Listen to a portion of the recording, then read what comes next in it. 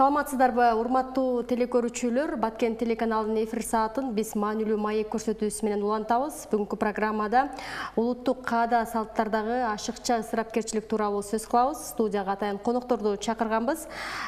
Коомдук ишмерлер Баткен районунун ардактуу атуулдары Хаит Айкынов жана Мамашарип Орозбаев келип отурат. Саламатсыздарбы? Студиябызга куш келиптирсиздер. Барыбызга белгилүү болгондой, жыл башында өлкө башчысы Садыр Жапаров ушул улуттук каада салттардагы ысырапкерчиликти кыскартуу боюнча атайын жарлык кабыл алынган. Ал жарлыктын негизинде өзүңүздөр байкагандай бүгүнкү күндө ушул бир катар аракеттер көрүлүп келип жатат. Эми сиздерге суроо берейин дегеним, мына ушул жарлыкты кабыл алуунун канчалык зарылчылыгы бар эле, канчалык мааниси бар? Агай, сиз баштап берсеңиз. Албетте бул биз кыргыз эли мурдаттан өзүбүздүн салтыбыз бар. Дүйнөгө таанылган мындай өзүбүздүн үрп-адатыбыз менен эл болуп келатабыз. Анан ар бир элдин өзүнүн өзгөчө өзүндөй салты болот. Бирок ошол салт кандай салт? Элди өнүктүрүүчү салтпы, жоюп жок кылуучу салтпы деген маселени коюуга туура келип калган.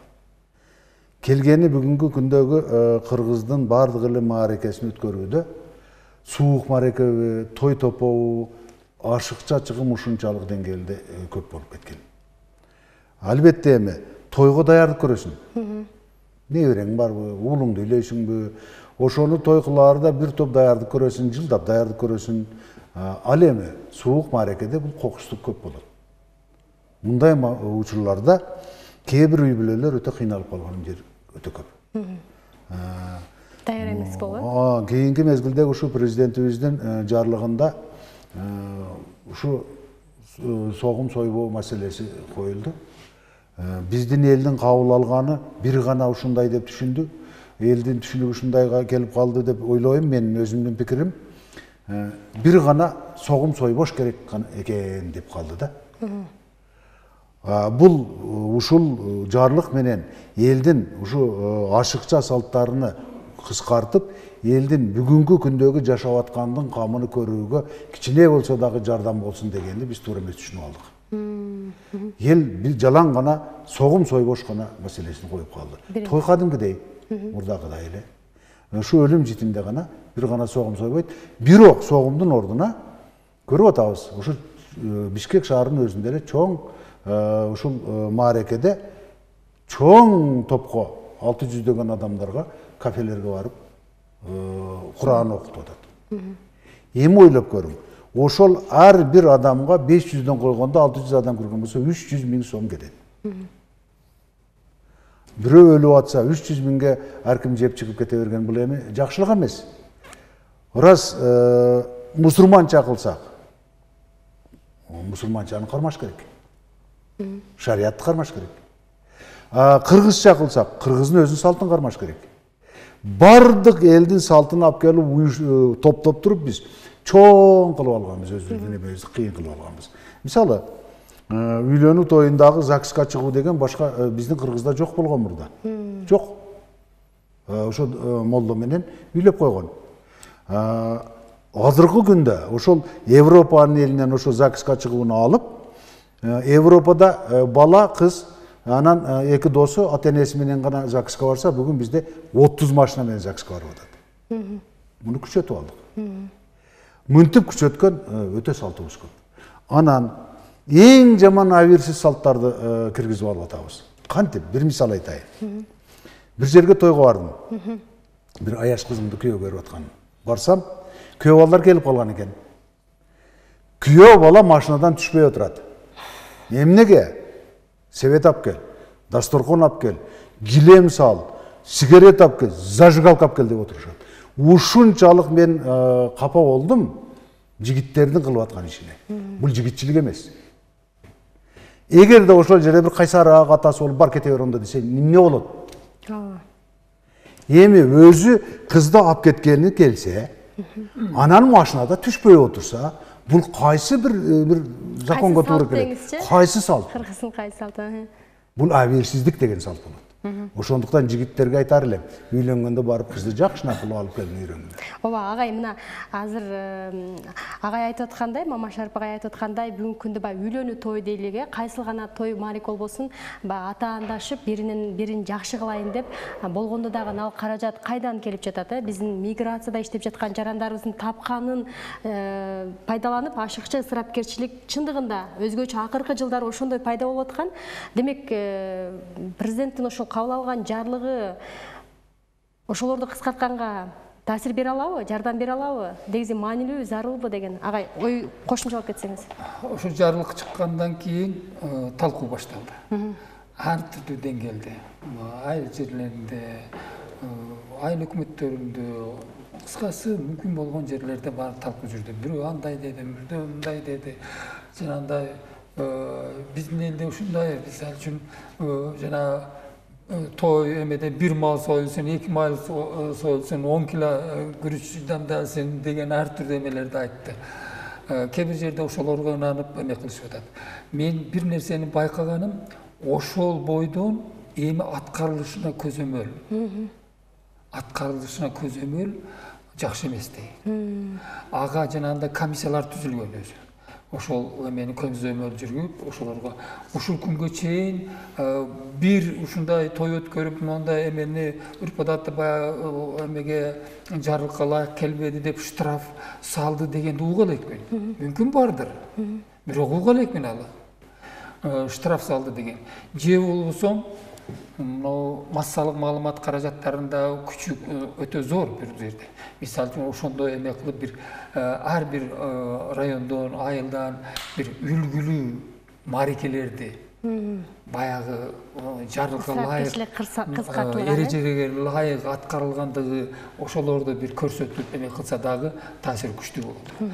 Менин пикиримче ушундай баягы эмени ошол жарлыкта көрсөтүлгөн талаптарды жарлыкта тыюу салынсын деген эме жок, чектөөлөр эле киргизилген өзү. Муну эме бир согум союлбасын, азайсын деп, мисалы. Баягы 3 күндөн кийин бир эме берсин деген бар алардагы. Негизи ал биздин жанагы үрп-адатка да, салтка дагы эми мунун баардыгы ислам дининен чыккан өзү. Ошолордун эрежелери да сакталган эмелери бар. Менин оюмча ошолорду биринчиден ошонун аткарылышына көзөмөл. Ошол муну алыска барбаш керек. Муну коңшуларыбыз эле тажиктер ушинтип киргизген. Мисалы үчүн 3 саат эле той болот. Муну күндүзү болот. 100 адамдан ашпайт. Ошол өзүнүн айылында эле өздөрү бири-бириден шектенип калган азыр. Өздөрү бирөө ашыкча кылса этият болуп турат. Ооба, бирөөдөн эле. Бирөө ушул жетип калабы деп. Аларда реально ушул штраф салды дегендер уктум мен. Бизде ошол мүмкүн бардыр, мен эми уга элекмин да. Ошонун аткарылышына көзөмөлдү, анан экинчиси үлгүлөрүн көрсөтүшүбүз керек. Коомчулукка коомчулукка ошол биз калабыз неформальный лидер деп коебуз. Ошол башчылар бар өзү. Той маарекени уюштурган, эмелеткен башчылар бар өздөрү. Ошолор той өткөргөн адамдар да ошолорго кайрылып ушуну жардам бериң дейт. Ошол эме кылат. Ошолор аркылуу айрыкча жана биз студияга чейин сыртта отуруп сүйлөшкөндө биз бир пикирге келдик да, биз айта беребиз, нормаларды беките беребиз. Анан иш жүзүнө барганда ошол жерде отурган 2 гана бий аялдар эле баардыгын иш чечип коет. Ошолордун айтканы баягы барып эсиң болуп тура бересиң, ол баягы эле мисалы үчүн себет тартыш, баягы нан тартыш, баягы 5-6 сарпай бериш, башка баардыгы эле баягы калпакты эч ким кийбеген калпактарды берип, көйнөк берип, башка берип, ушунун баардыгы дагы эле кайталанып аткандай да. Карап турсаң ошол. Мен оюмча ошол жергиликтүү бийлик айрыкча ошол адам, ошол жанагы реалдуу иш жүзүндө турмушта таасир эте турган адамдар менен иштеш керек. Ошол жанагы бий аялдар менен ошолордун айтканы болот да. Ошолор менен керек болсо сабак өтөйлү да. Ооба. Эмне зарылдыгы бар ушунун? Экономический, мисалы үчүн, экономикалык жактан канчалык эмеси бар? Адамдардын өздөрүнүн башка турмуш шартына канчалык таасир берет? Ошолорду керек болсо ошолорго үйрөтөлү, окутайлы, түшүндүрөлү. Ага, азыр айтып жатпайсызбы, мына мыйзам аткарылбай жаткандай деп да, ошол мыйзамды аткарууда жергиликтүү бийлик менен кошо дагы айылда кимдер жардам бериш керек, кимдер көзөмөлдөш керек, биз кандай кылганда бир аз ошол ысырапкерчиликти азайта алабыз? Бул жерде биз көп аракет кылып көрдүк да, эл көрдү да. Аксакалдарды салып көрдүк, бийликтегилерди салып көрдүк. Бирок эле каалагандай жолго түшпөй атат. Демек эми жаштардын өзүн көрүш керек. Жаштардын өзүн көрүш керек. Себеби ошолордуку бул. Мен мисалы, мага азыр эчтекенин кереги жок. Мен үйлөнгөм, бала чакам бар, күйөөгө бергенмин, балдарымды үйлөгөнмүн. Мага кызыгы жок. А ошолорго кызыккан. Ошондуктан жаштардын өздөрүнөн пайдаланыш керек буга. Ошолордун өздөрүн салыш керек. Сен бүгүн үйлөнүү тоюң болот, мына досуңардын тою болот, досторуңар паланчылар контролдогула, мынабадан чыгып кетпесин, ушундай уят болбогула деп жаштардын өзүнө койсок, ошондо бир жолго түшүшү мүмкүн. Мисалы, атасы менен апасынын айтканындагы ошолор айтышы мүмкүн. Койчу апа, ушуну жөн эле коелучу, ушул ашыкча ушуну. Биз муну кылбай эле коелу десе болот ошону. А койчу ушу, достор, 30 машинаны алып келбегиле. Экөө менен эле чыгайлы. Деши ошолор чечишке менин оюмча өтө жакын чечилет деген үмүтүм бар. Ооба, агай, сөзүңүзгө аралжы, мына чындыгында эле соңку убакта мисалы мен жаш мындай муун катары жаштардын тоюна аралашып келе жаткан катары чото кечирип соём, орусча сүйлөгөнүм. Акыркы убактарда ошол тойлордо мындай жаштар ысырапкерчиликке барбаганга аракет кылып атышат. Мисалы өздөрү демилге көтөрүп, ата-энелер болсо биз той кылам, мен башкалардын тоюна бардым, сен жалгыз уулумсуң, мен сага чоң той кылышым керек десе, жок, жаштар тескерисинче маган кереги жок, андан көрө мага үй алып бергиле, же саякатка барайын, мен чоң той кылбайм, чакан эле жаштар үчүн той кылайын деген демилгени алып жатышат. Эми мен айтканым ошол да, жаштардын өзүгө уруксат беришибиз керек дагы. Бизде бир өзгөчөлүк бар да Кыргызда. Паланчы кылды, мен эмне үчүн кыла албайм деген. Куру намыс. Болгондо дагы эчтекеге кереги жок намыс да. Мисалы, кайты ысырайчынын мүмкүнчүлүгү бар. Өткөрө берсин. А менин мүмкүнчүлүгүм жок, мен карыз алып өткөрүшкө туура келет. А мен эмнеге ого теңешим керек? А бул ошентип өткөргөндөн мен эмне? Же байып кеттимби, же өзгөрүп каламбы? Кайра карыз төлөп шорун куруйт. Ошондуктан салтты бүт бардыгыны өзү шарият боюнча да ушундай. Эч кимге залал кылбаш керек. Мына сен айткандай бүгүнкү күндө балдар эмне кылып атат? 2 жыл, 3 жыл үйлөнөм деп, үй салам деп 5-6 жыл иштейт, врачка барып. Үйлөнөм деп 3-4 жыл иштейт. Анан келет дагы бир күндө бардыгын жок кылып туруп дагы карызга батып кетет. Бул эмне, биз карыз менен жашоо үчүн дүйнөгө келгенбизби? Ойлонбойбузбу ушуну? Анан элдин арасында дагы бир салт күчөп кетти. Мен жанагы бешик той маселеси боюнча ушуну коеюн. Менде бир мындай жүрөгүмдө өйгөн, кыжаалат кылган бир маселе пайда болуп кетип атат. Кыз бала биз үчүн бир мындай ортодогу бир курал катарыдай сезилип атат да. Кыз баланын ызаты мурдакыдай эмес. Кимге? Кайын журтка.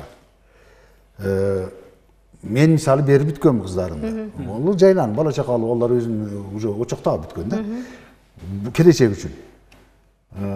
Бардык кыз балдарды биз мындай берген жерибиз, мындай өзүнүн баласындай кабыл алган жерлери да бар. Ошону кеңешип, али келин кылып алып, аны кыздай кылып жүргөндөр да бар. Бирок кээ бир учурда мен бир эки жерде байкап калдым. Ошо келини ооруп калса, атасын үйгө жөнөтүп коет, жакшы болуп келди. Бул эмне деген адамдар? Кара берсин. Бир. Экинчиден, кыз бала балалуу болгондон кийин ошо кыздын ата-энеси бешик берет. Бул бешик той бүгүнкү күндө чоң бир тойго айланып калды. Үйлөнүү тойдон да ашыкча чыгым. Ол чыгым. Мен айтып атпаймынбы? Бир күн бир жерге бардым мен. Анан барганда таң калдым. Биз ошо кыз карындашым кызын эле барсак, бир портер толло жүк барды да, сеп баргандай. Бардык нерсе бар. Бул ким? Мен алып келдим деди. Арасында бир кой да бар. Бул эмне? Кой өзүңө сой берсе коюң жетелеп барат экенсиң. Эми карап тур, кыздын ата-энеси эмне кылат? Баланын ата-энеси деген. Баланын ата-энеси 5 кило күрүч алып жөнөтүп койт экен да өзүнүн сойду. Мына кыздын айыры. Kızın gelip үйünde 3 gün жүрсе, kayın jurt kıcalat. A senin kızın onun үйünde ömür boyu жүрүп atпайбы. Ата-эне отурбайбы жерине. Ошон үчүн мындай анализдеп жашашыбыз керек. Кыздын ким экенине, күйөө бала ким, келин ким экенине мындай ел анализдеп ошого жараша мамиле кылбасак, али бүт түрдүү жамандыктар ушунан чыгат да. Ажырашуу деген көңүл кара калуу, куданын ортосунда мамиле бузулуу, бардык ошол нерседен чыгат. Ошон үчүн салтты мүмкүн болушунча жеңилдеткен жакшы. Бирок кыргыз экенибизди унутпашыбыз керек. Өзүбүз ошо чектүү салтыбызды сөзсүз сакташыбыз керек. Агай, мен билем, бир айылда атайын комиссия түзүлгөн да, ошол айылдын аксакалдары, айыл имамы деген, анан ошол айыл тургундары кандай мараке кылбасын, ашыкча ысырапкерчиликти кыскартуу боюнча мисалы комиссия түзүлүп, эгерде жанагы аялдардын материалдары ашыкча дагы бир нерселерди кошумчаларды алып келгенде сырттан алып калат экен комиссия, бердирбей экен, кайра кеткенде кошуп берип коет экен да. Ушинтип бул жада калса жарлыкка чейин эле ушундай демилге көтөрүлүп, айылда ысырапкерчиликти кыскартууга жардам берип келет. Ушунун эффективдүүлүгү болобу, ушундай кылса болобу, колго алса болобу, айыл имамдар, дин өкүлдөрү мындай түшүндүрүштөрүн жүргүзүп. Болот. Мисалы үчүн мына суук маареде согум сою, мисалы үчүн мен жашаган квартал деп коелу, Акташмара деп коебуз. 5-6 жылдан бери өзү эле мындай жарлык деле жок эле, башка эмелерде жок эле, бирок ошол жердеги эмеле, ушул айыл аксакалдар, башкалар чогулуп эле ушуну кабыл алганбыз, ушу сакталып келатат. Согум токтобогон 5-6 жыл болду буга. Экинчиси, азыр сен айтып аткан ошол бир эме кылган, баягы эч кимге кереги жок материалды бирөө алып барып, эртең онусу ого алып барып ушинтип жүргөндөрдү токтотсо болот. Мисалы үчүн ошого мен бир экөөнөн уктум, бул материал эмес, акча берет. 100 сом, 200 сом. Баягы материалдын акчасы. Жөн эле ал эч эмеси жок. Бул эле ысырапкерчиликти кыскартууга кадам деп айтсак. Кадам да баягы бекер жөн эле бир эмеси эчтеке жарабаган нерсени эле эмелер айтат, силер жанагы эмелердин эле байытып атасыңар деп. Базардан ошолорду даже ошол базардагы, рыноктагы биздин ошол адаттарыбызды билип алып, жанагы эң сапасыз калпактарды тыш эле бар ичини ачсаң жарабайт ал эметкен. Ошондойчолорду алып келип арзанга сатып алып кете берет. А биз ошону алып бириден бириге эме кылып жүрөбүз. Ошонун канчалык зарарсызы жок. Демек, элдин өзүнүн дагы демилгелери болуш керек. Болуш керек. Ошол жерде болгону азыр эми ушунчалык эреже кабыл алып, мамлекеттик деңгээлде болуп аткан бул мүмкүнчүлүк. Ошону пайдаланып, анан жана айтканымдай, ошол эрежелери так болсо, анан аны аткарылышы көзөмөлдө болсо, жарыя болсо, мисалы үчүн мындай болду эле, мынандай, мынау тыюу салынды, мынау мындай болду, мынауга мынча штраф салынды, мынча болду. Анан кийинкисиде, мисалы үчүн ошол мараке өткөрө турган адам бир жума мурунураак баягы комиссияга барып айтышы мүмкүн. Комиссия, мен ушинтип атам, көрүп тургула силер, кийин мага претензия болбосун деп. Ошого барат адамдар. Барып ушул адамдарга ошол көнүмүш адат болуп калышы мүмкүн. Кайта аткарылса көнүмүш болот да. Бул салтка айланат да, ал дагы бир. Салт каяктан чыккан ошол? Бир мезгилде барчылык болуп, ушундай болгон.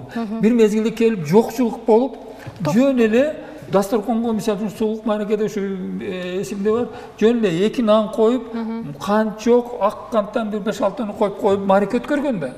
Андай болсо деле өтөт деңиз. Өтүп жүргөн да ошо. Эми жанагы комиссия боюнча да, сиз биз муну өткөргөнбүз башыбызда. Ошо биз үйлөнө турган мезгилдерде 70-80 жылдардын ортосунда ушундай болгон. Сеп бергенди кыскартабыз деп чыккан бизде. Ошо салтты кыскартабыз, машина берип кыйналып атат кыздын ата-энеси деген дагы анан комиссия түзүлгөн. Ошондо мен бир досум үйлөнгөн. Бир күн мурун бир машина жүк келген, эртеси күнү комиссия келген. Комиссияга кошуп бир улакты союп, алардын ар бир аялдарга бирден чүпүрөк берип кайрадан кошулуп калды баягы. Комиссия өзү. Кыргызбыз биз.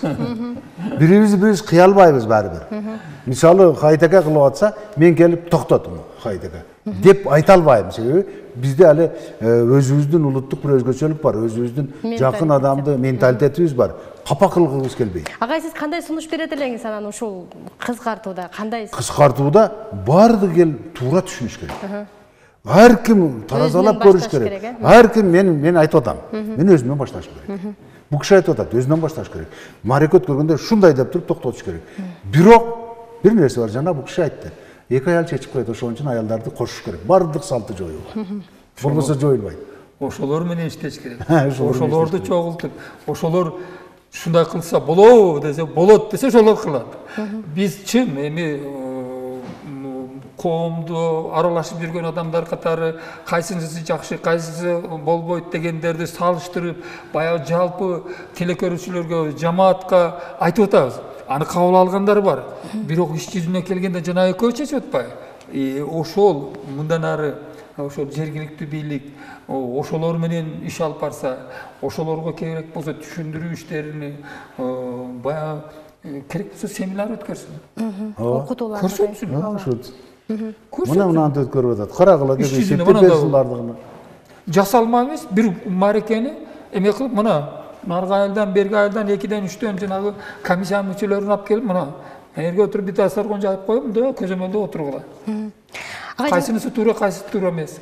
Ага, жана айтып атпайсызбы, сиз ошол айылда ысырапкерчиликти азайтуу боюнча болгон тойлорду үлгү катары көрсөтүш керек деп. А сиз мына ошондой тойлорго мына соңку убактарда күбө болуп атасызбы? Бир аз.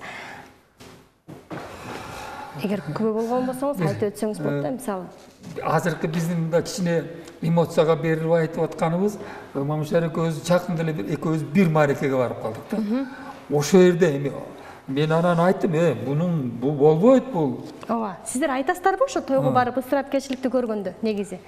Өзү ислам, мусулманчылыкта туура эмес кылып аткан болсо, колуң менен токтот дейт. Колуң менен күчүң жетпесе, айткын дейт. Ага да күчүң жетпесе, жаман иш болду деп пикир пайда кыл дейт. Мен эми ошол жерде мен туугандарым эле айттым, мен мунун жөнү эле эме ашыкча нерсе, бул көргөзмө, эл көрсүн деп эле. Өзүң да байкайсың, эшикке чыгарып алып, килемди салып, айланып отуруп алып, тамаша кылат да. Туура эмес. Биздин элибиз баягы каада салты, бешикке бөлөөнү, кыз чыгарууну, үйлөөнү бир салттары бар. Аны ошол кылымдар бою сакталып кеткен жакшы жактары бар. Бирок жанагындай ашыкча, Мамышарып айткандай, баягы тойдо себап келгендей кылып, мен бир келинип алып бардым, чоң килем, ол бешиктен башка бир качалкасы, башкасы, кыскасы, бардыгын үйүп сөзсүз алып чыгып көрсөтүп атат элге. Демек, тойду өткөрүүнүн дагы бир максаты өзүнү көрсөтүү, мактануу дегендей деле болуп калат да. Бул бар. Курунабыз да. Бул бар. Анан бул жерде чын-чыныгы келгенде бүгүнкү күндөгү салтты күчөткөн, чынын айтайлы эми, элге айтпаса туура келбей калды да. Аялдар болуп калды. Мажбурсуң айтышка. Себеп бизге палан нерсе керек десе, биз аны сурабайт экенбиз, эмне кыласың болду. Алып кел бере берет экенбиз, алар күчөтө берет экен. Любой нерсени өткөрөөрдө бар бир кеңешебиз. Анан мындай кылсаң уят болот, кудаңа муну кылбасаң уят болот, кудагың муну кийбесе уят болот дейт, анан уят болот экен да, анан кыла берет экенбиз да.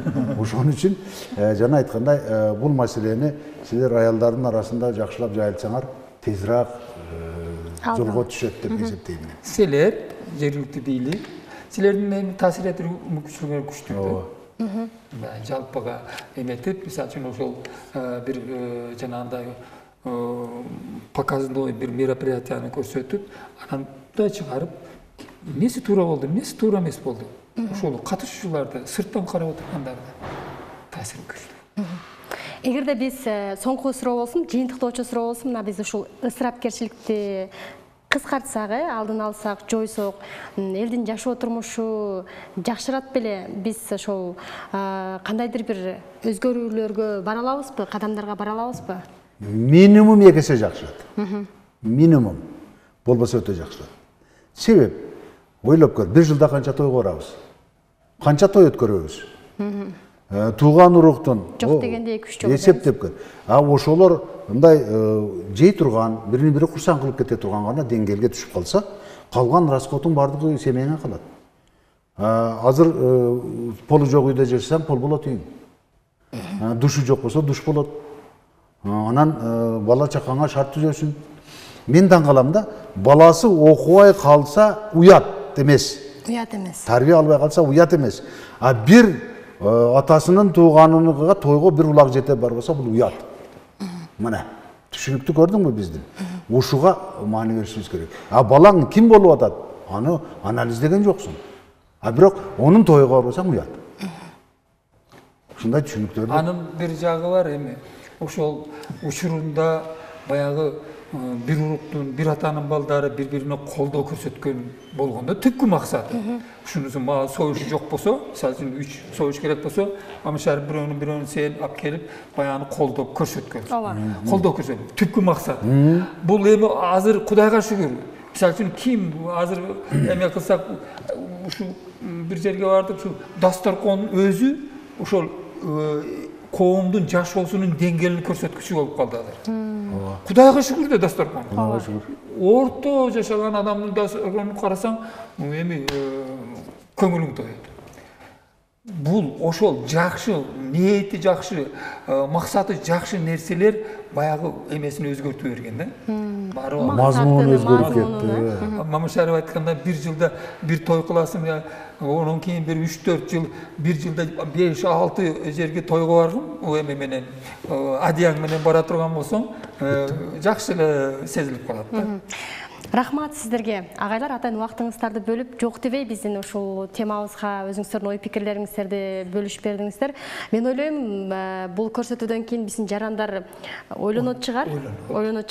Анан тойго барганда сөзсүз айта жүрөлү. Сиз агай айткандай, бул ашыкча экендигин, ысырапкерчилик болуп жатканын айта жүрөлү, салымыбызды кошо жүрөлү, ар бирибиз. Рахмат сиздерге. Урматтуу телекөрүүчүлөр, программабызды ушуну менен жыйынтыктайбыз. Эсиңизге сала кетели, биз бүгүнкү көрсөтүүдө улуттук каада салттардагы ашыкча ысырапкерчилик тууралуу сөз кылдык. Бизде конокто коомдук ишмерлер Баткен районунун ардактуу атуулдары Мамашарип Орозбаев жана Хайит Айкынов болду. Ал эми берүүнү мен Миңгүл Көчөрүп алып бардым. Сиздер менен кийинки көрсөтүүгө чейин коштошомун. Аман туруңуздар.